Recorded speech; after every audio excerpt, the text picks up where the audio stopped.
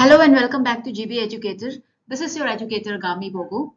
Dear students, it's been a long day. ठीक है, video upload नहीं कर पाए because I was engaged in somewhere. So no issue.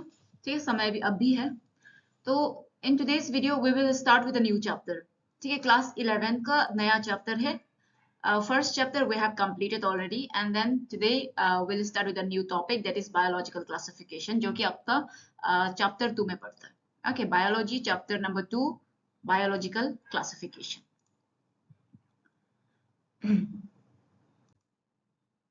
You see, तो whenever we talk about biology, तो हम लोगों को समझना जरूरी है कि इसका बायोलॉजी का जो स्टार्टिंग है ना, कहाँ से हुआ है, कैसे हुआ है, किसने दिया है, and who is also known as the father of biology. जैसे फादर ऑफ हिस्ट्री है ना, हेरोडेटस को माना जाता है ना. तो ऐसा करके हर अपना अपना सब्जेक्ट का कुछ एक फादर होता है. तो एरिस्टोटल, ठीक है, इन टर्म्स ऑफ बायोलॉजी हम लोग एरिस्टोटल को मान के चल सकते हैं. You see, let me take a highlighter pen. ठीक है, ये देखिए, Aristotle was the earliest to attempt a scientific basis for the classification. ठीक है, क्लासिफिकेशन मीन्स व्हाट, हम लोग कुछ भी एक ऑर्गेनिज्म को या फिर कुछ भी एक स्पीसीज को उसको क्लासिफाई करते हैं. For instance like very very simple example if I would like to give is like एक फ्रूट है ना, और कुछ आपका क्या है, वेजिटेबल्स हैं. तो इन दैट फ्रूट आप बहुत सारा फ्रूट हो सकते हैं, जैसे कि एप्पल, मैंगो है ना. तो वो सबको आप एक फ्रूट वाला कैटेगरी में आप उसको कैटेगराइज क्लासिफाई कर देगा. एंड देन बाकी जो लेट्यूस वगैरह, कैबेज वगैरह, this all comes under vegetable.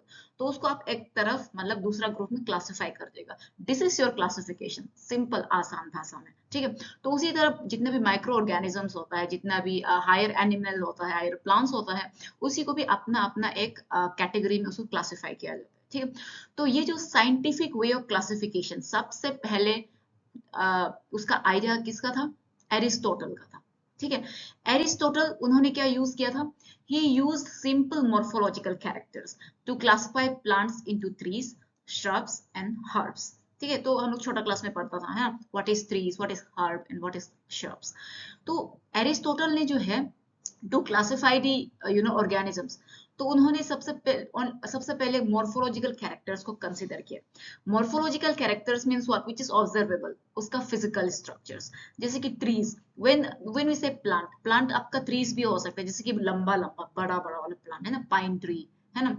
तो उसके बाद फिर हो सकता है आपका श्रब्स, जो कि थोड़ा तुलसी तुलसी ट्री है ना. उसके बाद कुछ हो सकता है, मतलब नॉट दैट मच हाइट है ना, हाइट ज्यादा नहीं होगा, ठीक है, और जरा छोटा भी नहीं होगा. ठीक है, तो थोड़ा मीडियम, जैसे तुलसी लेवल वाला ना. तो वो सब आपका श्रब्स में पड़ता है. एंड देन हर्ब्स क्या होता है? ग्रास लेवल वाला. ठीक है, तो ये सब आपका एक मॉर्फोलॉजिकल मतलब आइडेंटिफाई कर सकते हैं ना, हाइट का मतलब हाइट कैरेक्टर को लेके. ठीक है, तो जो सबसे बड़ा है, हाइट जिसका सबसे ज्यादा है, दैट इज 3. तो ऐसे टाइप मॉर्फोलॉजिकल कैरेक्टर को लेके उन्होंने क्लासिफाई करना स्टार्ट कर दिया था. किसने? एरिस्टोटल ने.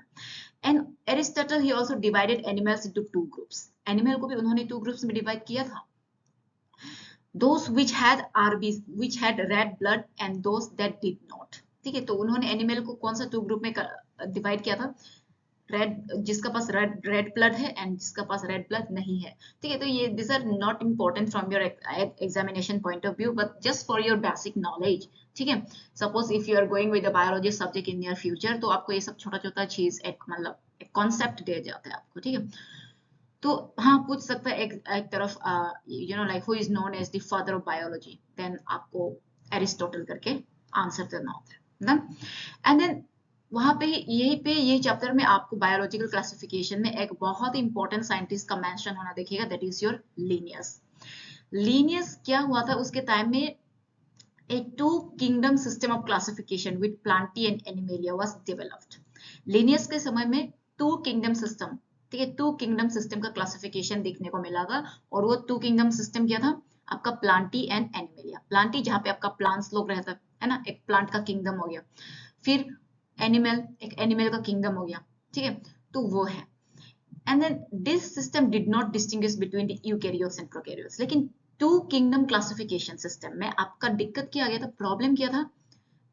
वहां पे आपका जो है ना सेल्यूलर टाइप जो है उसको डिस्टिंग्विश नहीं किया था। Suppose like prokaryotes and eukaryotes का डिफरेंशिएशन नहीं हुआ था। ओनली देख के पता चले कि अच्छा ये एनिमल है, इसका 4 पैर है, अच्छा दिस इज योर एनिमल। लेकिन बैक्टीरिया कुछ ऐसा भी तो हो सकता है ना, वो मतलब प्रिमिटिव सेल हो सकता है, कोई एडवांस सेल हो सकता है ना, कोई एक सेल से बना हो सकता है, कोई एक से भी ज्यादा सेल से बन सकता है, दैट्स योर मल्टी सेल्यूलर। ठीक है, तो इसको लेके जो टू किंगडम सिस्टम है इसमें मतलब मेंशन नहीं किया गया था। ठीक है, एंड यहाँ पे क्या मेंशन भी नहीं हुआ था, unicellular and multi cellular organisms का भी मेंशन नहीं हुआ था। एंड साथ ही साथ photosynthetic and non photosynthetic organisms का भी मेंशन होने को नहीं देखा था। जस्ट रैंडमली क्लासिफाई किया था कि अच्छा ये प्लांट जैसा दिख रहा है तो ये प्लांट ग्रुप में जाएगा, अच्छा ये एनिमल जैसा दिख रहा है तो ये एनिमल ग्रुप में जाएगा, डन, सिंपल। ठीक है, लेकिन RH विटेकर, यहाँ पे एक वेरी इंपॉर्टेंट एक फिर साइंटिस्ट आ जाता है जिसका नाम है RH विटेकर। RH विटेकर में इन्होंने एक किंगडम ऑफ क्लासिफिकेशन दिया था जिसको 5 किंगडम क्लासिफिकेशन बोलते हैं। कभी कभी एग्जाम में पूछ देते हैं ना, अगर examination if they want an depth knowledge from you, तो आपको ईयर भी याद कर सकता है, दैट इज 1969 में RH विटेकर ही प्रपोज्ड 5 किंगडम क्लासिफिकेशन। ये ना CBSE एंड आपका ये जो क्या बोलते हैं उसको, नीट का एक वेरी पेट क्वेश्चन रहता है, लाइक 5 किंगडम क्लासिफिकेशन को किसने दिया था, RH विटेकर। ठीक है, तो ये जो किंगडम है, since it is said it 5 kingdom, तो कौन कौन सा किंगडम है, Monera, Protista, fungi, Plantae and Animalia. Then तो ये जो 5 किंगडम क्लासिफिकेशन है, this was classified on the basis of following criteria. सबसे पहले तो सेल का स्ट्रक्चर को देख के, ठीक है, कि सेल का स्ट्रक्चर क्या वो प्रोकैरियोटिक है, क्या वो यूकैरियोटिक है, जो कि हम लोग टू किंगडम सिस्टम में देखने को नहीं मिला था, है ना, ये थोड़ा डेप्थ में चला गया। ठीक है, 5 kingdom classification it further went into depth classification. Then and then उसका बॉडी ऑर्गेनाइजेशन। ठीक है, बॉडी ऑर्गेनाइजेशन क्या वो यूनिसेल्युलर है, क्या वो मल्टी सेल्युलर है, क्या वो एक ही सेल से बना है या फिर बहुत ज्यादा सेल से बना है।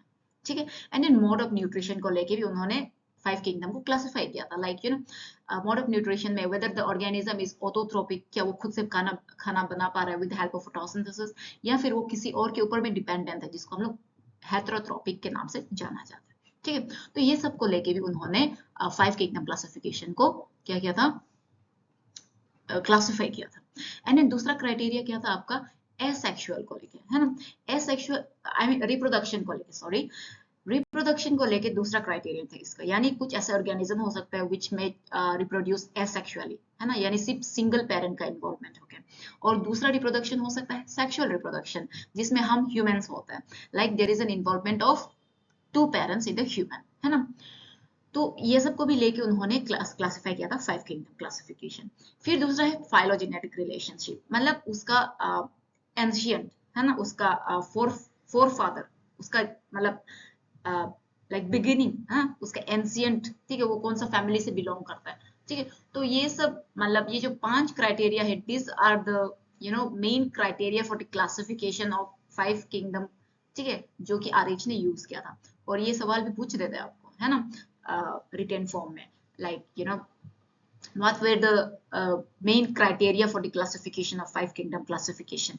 तो आपको ये सबको समझ लेना है। सबसे पहले तो सेल स्ट्रक्चर को लेके उन्होंने क्लासिफाई किया था, एंड देन बॉडी ऑर्गेनाइजेशन को लेके किया था, and then mode of nutrition, reproduction and finally phylogenetic relationship. Then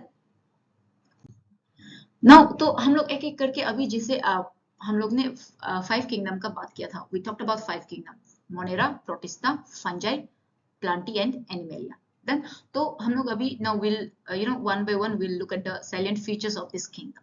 तो आज हम लोग सिर्फ मोनेरा का देखते हैं, बाकी will see in the next class. ठीक है, and please make it to a note that ये जो जितना भी स्क्रीन में आपने दिख रहा है, this notes are enough for your exam. ठीक है, ये एनसीईआरटी का है ना, हम जो एक एक टॉपिक को हमने नहीं छोड़ा है, which I felt is very important for you and I don't want you to miss this topic। ठीक है, if you want to add some additional notes by yourself, आप addition कर सकते हैं, but do not forget to make a proper note out of it and do not ever think of skipping this topic। Done? ठीक है, तो kingdom Monera को लेके सबसे पहले हम लोग ये समझना जरूरी है कि जितना भी हम लोग बैक्टीरिया जो बात करते हैं, है ना। Bacteria is the only sole member of the kingdom Monera.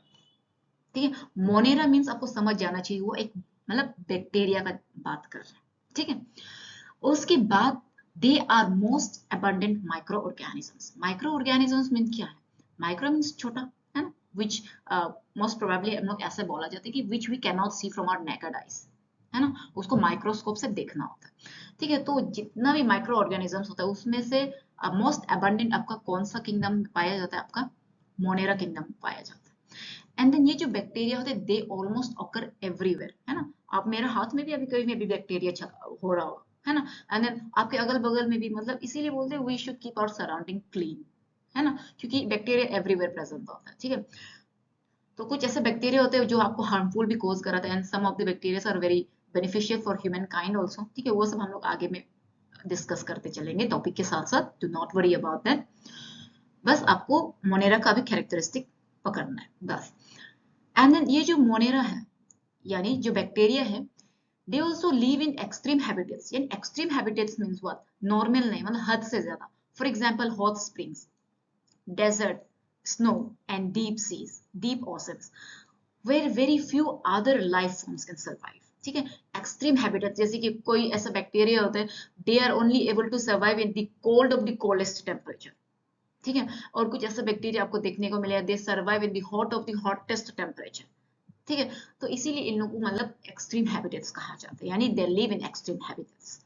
And many of them live in और अदर ऑर्गेनिज्म एज पैरासाइट्स, है ना। कुछ बहुत सारे ऐसे बैक्टीरिया भी as a mode of parasites रहते हैं। लाइक यू नो पैरासाइट मतलब होस्ट के ऊपर डिपेंड करता है अपना न्यूट्रिशन। ठीक है, and you see bacteria when we say उसका 4 कैटेगरीज रहते हैं। 4 कैटेगरीज कौन सा बेसिस में? उन लोगों का शेप के बेसिस में। ठीक है, तो वो कौन कौन सा कैटेगरीज है आपका? कॉकस, कॉकस जो कि आपका स्फेरिकल शेप रहता है, दिस वन। ठीक है, caucus, this is your caucus, ये देखिए जो आपका स्फेरिकल शेप में दिखता है। एंड देन दूसरा क्या है आपका? Rod shape. रोड शेप का नाम क्या है? बैसिलस। ठीक है, bacillus is your another category of bacteria which is rod shape. ठीक है, रोड शेप आपको यहाँ पे दिख रहा हो, दिस वन बैसिलस, ये थोड़ा रोड शेप दिखता है। आयरन रोड थोड़ा इमेजिन करो, ठीक है, थोड़ा सा एक पाइप जैसा दिख रहा है, that is your rod shape, इसीलिए इसको बैसिलस कहा जाता है। And then comma shape. ठीक है, कोमा शेप वाला को फिर क्या बोलते हैं? This is your coma shape, ये आपका इसको वाइब्रियम बोलता है। ठीक है, वाइब्रियम। एंड देन दूसरा आपका spiral shape, this one spiral shape, ये 4th कैटेगरी की आपका स्पाइरलम इसको बोलते हैं क्योंकि this is spiral in shape. ठीक है, तो आपको यहाँ से भी सवाल कैसे बनेगा? लाइक आपको सवाल पूछेगा एमसीक्यू में ऐसे कौन सा कैटेगरी ऑफ बैक्टीरिया है which are rod in shape, यानी उसको क्या नाम से बोला जाता है? तो आपको याद रखना दैट इज योर बैसिलस। ठीक है, एंड देन ऐसा कुछ क्वेश्चन हो सकता है कोमा शेप वाला बैक्टीरिया को क्या नाम से, या मीन कौन सा कैटेगरी में आता है वो जो, दैट इज योर वाइब्रियम। ठीक है, स्पाइरलम ये तो सिंपल स्पाइरल शेप में होता है। ठीक, तो इसको आपको समझना जरूरी है। ठीक है, and when the question comes like what are the like categories of bacteria, तो आप सिर्फ खाली इनको को मत लिख दीजिएगा, better to throw this diagram as well, है ना। बायोलॉजी में without diagram there is no biology, ये बात लिख के नोट कॉपी में लिख लीजिए, diagram is must wherever necessary। ठीक है, now you see archaebacteria। archaebacteria ये क्या है? it is a form of bacteria only, लेकिन हटके वाला bacteria, something unique in itself. ठीक है, तो यूनिकनेस क्या है उसको हम लोग अभी ये स्लाइड्स में पढ़ते हैं। दिस बैक्टीरिया इज स्पेशल, ये बैक्टीरिया क्यों स्पेशल है? Because they live in some of the harsh habitats such as extreme salty areas, जिसको हम लोग हैलोफाइल्स बोलते हैं। हैलो मीन्स, ठीक है, सैलिनिटी मतलब जिसमें आपका मतलब नमक ज्यादा होता है। ठीक है, तो नमक वाला पानी में जैसे कि सी हो गया, तो वो सब एकदम से जो हार्श हैबिटेट्स, जैसे शुरू स्लाइड्स में बताया था लाइक एक्सट्रीम हैबिटेट्स में हम लोग रहता है कोई कोई। ठीक है, कोई कोई तो हेलोफाइल्स में रहता है, कोई थर्मोएसिडोफाइल्स में, मींस हॉट स्प्रिंग में जो रहता है, जो हॉट टेम्परेचर में रहता है, that is your thermoacidophiles. And then जो मर्शी एरियाज में रहता है, तो थोड़ा डैम्प टाइप से वगैरह में ना, तो उसको मेथानोजेंस हैबिटेट कहा जाता है। ठीक है, तो यह सब है, आपको एमसीक्यू यहाँ से भी बन सकता है। ठीक है, जो मार्सी एरियाज में जो बैक्टीरिया रहता है, ठीक है, उसको क्या बोलते हैं? मिथनोजेंस, ठीक है। तो ऐसा करेंगे। एंड देन बैक्टीरिया जो है अदर बैक्टीरिया से how do they differ, they differ in having a different cell wall structure, ठीक है, अलग ही लेवल वाला सेल स्ट्रक्चर होता है, ठीक है। और यही जो अलग ही लेवल वाला ये जो डिफरेंट सेल वाले स्ट्रक्चर का वजह से उन लोगों का feature, this feature is responsible for their survival in extreme condition, ठीक है।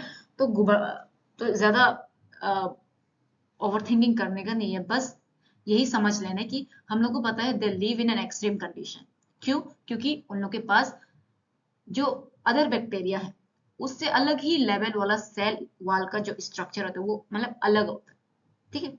They have a different cell wall structure compare to the other bacteria, और वही फैक्टर का वजह से, वही फीचर का वजह से they are able to survive in the extreme condition. Then and then यहाँ पे देखिए मिथेनोजेंस क्या है, this methanogens are present in the gut of several ruminant animals जैसे कि cow and buffalo, and they are responsible for the production of methane, that is biogas from the dung of these animals, ठीक है। तो methanogens आपका कहाँ पे present होते हैं, they are present in the gut यानी इंटेस्टाइन, ठीक है, रुमिनेंट एनिमल्स का इंटेस्टाइन में प्रेजेंट रहता है। Ruminant animals means how do I explain, like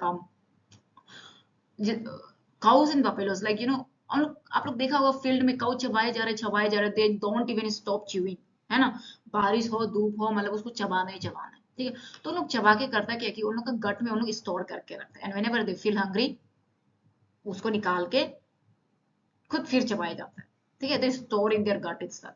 तो ऐसे टाइप वाला जो एनिमल है इसको रुमिनेंट एनिमल्स बोला जाता है, ठीक है। तो if the question, if it happens to come like ruminant animals, कौन सा है, which of the following is a ruminant animals, तो if you got to see the option cow या फिर buffalo ध्यान में रखना, ठीक है, you can pick that option। then now you see eubacteria, ये भी एक अलग ही कैटेगरी का बैक्टीरिया है, ठीक है। तो यूबैक्टीरिया क्या होता है, this are also termed as true bacteria, ठीक है। इसको ट्रू बैक्टीरिया इसीलिए बोला जाता है क्योंकि यहाँ पे ना ये जो eukaryotic eubacteria, I mean eubacteria in the sense like उसका सेल वॉल होगा, है ना, एंड प्रॉपर उसका जो एक बैक्टीरिया का जो कैरेक्टरिस्टिक होना चाहिए वो दिखेगा आपको, ठीक है। तो दे आर कैरेक्टराइज्ड, यानी जो आपका यूबैक्टीरिया है इसका कैरेक्टराइजेशन कैसा होता है, उसमें presence of rigid cell wall रहता है, ठीक है, रिजिड सेल वॉल, हाँ मतलब रिजिड मीन्स व्हाट, स्ट्रॉन्ग एक सेल वॉल रहेगा। एंड इफ मोटाइल, अगर वो बैक्टीरिया अगर मोटाइल है यानी वो हिल सकता है, that means उसके पास में फ्लाजेलम है। then with the help of that flagella only they will be able to move, ठीक है, और वही जो मूवमेंट होता है उसी को मोटाइल बैक्टीरिया बोलते हैं, ठीक है। ये यू बैक्टीरिया के अंदर में वही आता है, आपका एग्जांपल है साइनोबैक्टीरिया, जैसे आप प्रोनाउंस करो एज यू विश, सियानो है ना, साइनो है, बट देन साइनो, ठीक है, we pronounce it as a cyanobacteria. और यही जो साइनोबैक्टीरिया है इसका दूसरा नाम है ब्लू ग्रीन एल्गी, एमसीक्यू में पूछ देता है आपको, ठीक है, which of the following is known as the blue green algae, ठीक है। तो आपको साइनोबैक्टीरिया दिख गया, देन आपको टिक मार्क करना। दिस ये जो साइनोबैक्टीरिया की जिसका हम लोग बात कर रहे हैं, दे have a chlorophyll which is similar to the green plants, ठीक है। इसी के कारण ये जो यूबैक्टीरिया होता है दे आर फोटोसिंथेटिक ऑटोट्रोफ्स, क्योंकि उन लोगों के पास क्लोरोप्लास्ट है, क्योंकि उनके पास क्लोरोफिल है, ठीक है। So because of this chlorophyll presence only आपका फोटोसिंथेसिस होता है ना, देन ठीक है। तो इसीलिए ये जो साइनोबैक्टीरिया है they are able to make their own food, they are photosynthetic autotroph, ठीक है। एंड देन ये जो साइनोबैक्टीरिया है दे आर यूनिसेल्युलर, यानी made of only one cell, और उन लोग कॉलोनी फॉर्म कर सकता है, फिलामेंटस भी हो सकता है। कॉलोनी मींस व्हाट, ठीक है, कॉलोनी मतलब ये यहाँ पे एक है, मतलब एक साथ ऐसे कॉलोनी में रहना, है ना, ऐसे करके कॉलोनी में रह गया, ठीक है। This is one eubacteria, this is one, ऐसे कॉलोनी बन के रह सकता है, या फिर ऐसे फिलामेंटस होके रह सकता है, ठीक है। एंड देन फ्रेश वाटर में भी रह सकता है, मैरीन में भी रह सकता है, या फिर टेरेस्ट्रियल एल्गी भी मतलब बन के रह सकता है, ठीक है।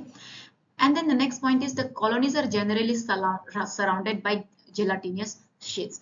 Now whenever they form a colony, ठीक है, whenever they form a colony, they are surrounded by a sheet, ठीक है, एक थिन सा एक कवरिंग होता है, that is your gelatinous sheet बोला जाता है। They often form blooms in polluted water bodies, लेकिन कुछ कुछ एल्गीज फिर ज्यादा हो जाता है ना, मतलब everything too much is bad। तो अगर ज्यादा आपका साइनोबैक्टीरिया मतलब ज्यादा आपका ये जो एल्गी है, आई मीन ये जो ये जो यू बैक्टीरिया है अगर ज्यादा ग्रो कर जाएगा एक एक हैबिटेट में, तो वो जो आपका ब्लूम कोज कर सकता है, यानी एक ज्यादा हो जाने से क्या होता है कि उन लोग जो न्यूट्रिएंट ले लेगा ना पानी का, then it will give like harmful situation for aquatic animals, है ना, क्योंकि जितना न्यूट्रिएंट्स एक्वाटिक एनिमल को मिलना चाहिए था वो उन लोग खुद खाए जा रहे हैं, ठीक है। तो ये एक तरफ से वाटर बॉडीज को पोल्यूट कर सकते हैं, ठीक है। And then some of this organisms can fix atmospheric nitrogen in a specialized cell called heterocyst, for example nostoc and anabina, ठीक है। तो ये जो फिगर है ना, this is the figure of Nostoc, ये आपका नोस्टॉक का फिगर, ठीक है। तो कुछ ऐसे फिर यू बैक्टीरिया होता है विच कैन फिक्स नाइट्रोजन, ठीक है, जो कि एटमॉस्फेरिक नाइट्रोजन फिक्स कर सकता है, और वो भी एक स्पेशलाइज्ड सेल में फिक्स कर सकता है, that is your heterocyst. MCQ में पूछ देता है ऐसे कौन सा सेल होता है जहां पे आपका एटमॉस्फेरिक नाइट्रोजन फिक्स होता है बैक्टीरिया में, तो आपको याद रखना है हेटेरोसिस्ट सेल में, ठीक है। तो फिर कुछ एग्जांपल आपको पूछ देगा, what are the give me some like आपको इंटरव्यूअर जो पूछ देगा, आपका कोई कुछ वाइवा में रहेगा, then can you name some of the like example of bacteria that can fix atmospheric nitrogen. तो आपको एकदम हिम्मत से बताना है ma'am sir it is nostoc and anabaena, ठीक है। इसी के कारण since they are able to fix atmospheric nitrogen, उन लोगों को एज अ फर्टिलाइजर भी यूज किया जाता है, ठीक है। And then the majority are important decomposers, ठीक है। तो मेजोरिटी ऑफ जितना भी यू बैक्टीरिया है दे आर इंपॉर्टेंट डिकम्पोजर्स, ठीक है। Many of them have a significant impact on human affairs, है ना, ह्यूमन अफेयर्स जैसे बोला था, some of the bacteria they are harmful for the human kind and some of them are beneficial for the human affairs, ठीक है। जैसे कि for example देखिए, they are helpful in making curd from milk, ठीक है। कौन सा bacteria यहाँ पे इन्वॉल्व होता है, let me make you recall, lactobacillus bacteria, ठीक है। लैक्टोबैसिलस बैक्टीरिया एक ऐसा बैक्टीरिया जो आपको दूध से दही बनाने में काम आता है, तो वही उसको हम लोग खा रहे हैं ना, ठीक है। तो एक ह्यूमन हेल्पफुल हुआ कि नहीं ह्यूमन काइंड को, ठीक है। And then production of antibodies antibiotics, ठीक है, एंटीबायोटिक्स का प्रोडक्शन करना, है ना। And then fixing nitrogen in legumes, legume plant, ठीक है, जैसे कि आपका पी हो गया, है ना, मटर वगैरह ये सब, ठीक है, नाइट्रोजन फिक्सेशन ये सब करवाता है, ठीक है। See, and then some of the pathogens causing damage to human beings, crops, farm animals, and pets. वही बताया. It causes some of the bacteria, they act as a pathogens, है ना, that cause damage to the human beings. Crops को भी damage करता है, farm animals and पेट को भी डैमेज कर देता है, ठीक है। फॉर एग्जांपल कोई कभी कभी आपने डॉगी को भी देखा होगा, अपना पेट जी को भी मतलब स्किन डिजीजेस हो जाता है, ठीक है, all because of the bacteria and virus and all, ठीक है। तो जैसे कि फॉर एग्जांपल देखिए cholera, cholera, typhoid, tetanus, citrus canker, this all are caused by bacteria. यानी आपको पूछ देगा bacterial disease, which of the following are the bacterial disease, तो cholera, typhoid, tetanus, citrus canker, ये सब दिख गया तो आपको समझ आना चाहिए कि this are caused by the bacteria, और else we can say this are the bacterial disease, ठीक है।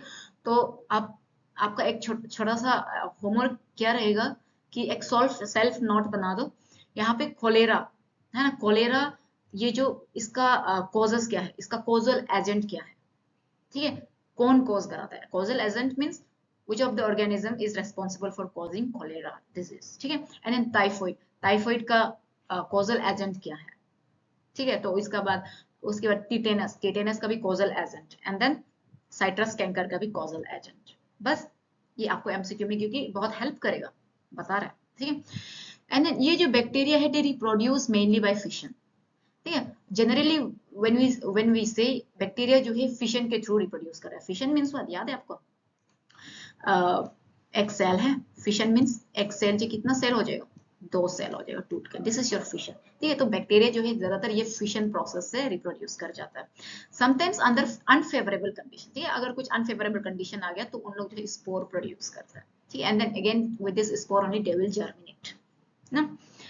फिर they also reproduce by a sort of sexual reproduction, कभी कभी देखा जाता है कि फिर मतलब सेक्सुअल रिप्रोडक्शन से भी उन लोग जो है अपना रिप्रोडक्शन कर जाता है, by adopting a primitive type of DNA transfer from one bacteria to the another. ठीक है, one bacteria to the another आपका शायद क्लास 12 में रहेगा, I think it's in class 12, उसमें आपको दिखेगा मतलब how does the like you no DNA take place in the, I mean how does the sexual reproduction takes place in bacteria.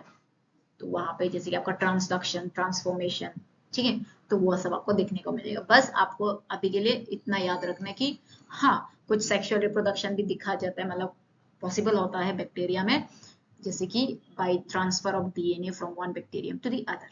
Then and then there is a one again you know division of bacteria जिसको हम लोग mycoplasma के नाम से जानते हैं. ठीक है, तो माइकोप्लाज्मा क्या है, इसका दूसरा नाम है PPLO. नाउ आपका होमवर्क रहेगा PPLO का फुल फॉर्म क्या है, what is the full form of PPLO. ठीक है, एक छोटा सा होमवर्क रहेगा. ठीक, तो आप जितना खुद से मतलब यू नो नॉलेज गेन करेगा ना, उतना ही आपका दिमाग में बैठेगा. ऐसे ही हम आपको ऐसे मतलब दिमाग को ग्राइंड नहीं करना है. ओके, सो अच्छा से नोट्स बनाना सुंदर से. एंड देन ये जो माइकोप्लाज्मा में क्या एक हटके से है बोलने से, what is the like you know unique feature in it is like you know they completely lack a cell wall. क्योंकि एक जो यू नो नॉर्मल जो बैक्टीरिया होते हैं उसमें there is a presence of cell wall, but in mycoplasma there is an absence of cell wall. ठीक है, and then this mycoplasma is considered to be the smallest living cell. ठीक है, smallest living cell non, MCQ में पूछ लेते हैं. ठीक है, and can survive without oxygen. ठीक है, और ये जो माइकोप्लाज्मा है, सबसे पहले तो फर्स्ट तो है हम लोग पता चलिए they completely lack a cell wall, and then second is they are the smallest living cell known, and then third is they can survive without oxygen. ठीक है, तो ये सब तीनों पॉइंट काफी है. अगर आपको पूछ दिया व्हाट इज माइकोप्लाज्मा, तो इसको एकदम से आंख बंद करके बोल देना. ठीक है, and then many mycoplasma are pathogenic in animals and plants. Not only mycoplasma, बहुत सारा बैक्टीरिया है. ठीक है, पैथोजेनिक है यानी हार्मफुल है बहुत सारे एनिमल्स एंड प्लांट्स को लेकर. ठीक, so this was all about today's video. I hope you like this notes and the presentation. So मिलते हैं with the next topic in our next video. Till then, notes बनाना सुंदर से and try to practice MCQ and try to solve the previous year questions. ठीक है, तो आपके लिए helpful रहे. So yeah, thank you so much. We'll see you in the next video with a new topic.